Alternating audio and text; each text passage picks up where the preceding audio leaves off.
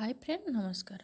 आज पवित्र बाहुड़ा यात्रा उपलक्षे मु भाविली कौन प्रसाद बना जाए भगवान पांगे।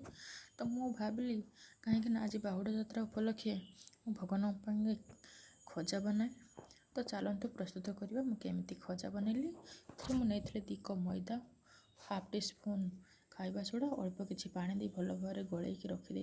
एपटे नहीं कि पात्र में 1 कप चीनी, 2 कप पानी नहीं सीरा प्रस्तुत छाड़ी देती। एपटे भी मोर अटार गोलार भल भाव ठेसी नहीं चकटी नहीं चकटिला 2टा गोला कर नहीं। तो गोला को भल भाव रोटी भाया बेली ने, तेल रे बेलबेनी, टिके मैदा गुंड देके बेली ने, हल्का हाथ में। बेस मोटा भी रखिए बेस पतला भी रखिए। पूरा बड़ साइज रे जिते बड़ आमर बेलूनटा आसे एत बड़ साइज बेली ने। एपटे आमर सीरा भी प्रस्तुत हो आसलानी। से 4-6टा इलायची पाउडर पकई देती कुटिकी ना भल फ्लेवर आसो। एपटे मोर ये उपरे आमर देइथिले घी आ मैदार पाउडर गोटे पेस्ट बनई सेटा मुझे ऊपर लगे देइथिले।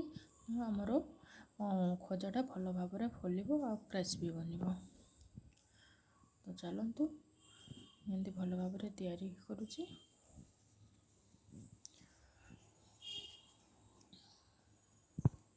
सिंपल सा रेसिपी आपन चाहिए घरे भी तैयारी करें।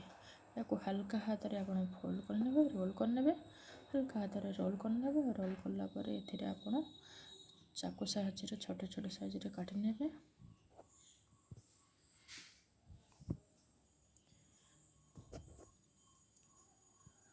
एपटे आम गोटे कढ़ई तेल गरम करने छाड़ीदे कि तेल भी आमर गरम हवा दरकार। सेपटे तेल गरम होगा एपटे बेली नहीं बेस मोटा भी रखिए बेलवा टाइम रे, बेस पतला भी रखिए, हल्का टाइप रे पूरा बेली ने। तेल बेसी गरम भी हबार ना, हल्का मीडियम साइज रे तेल या छाणवे भल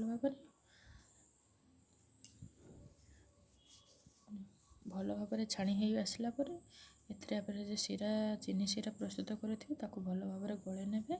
प्रस्तुत हो गला खजा। तो आपण मानक जदि मो वीडियो टी भल लगे तो लाइक करेंगे, सब्सक्राइब करेंगे, शेयर करेंगे। Thank you.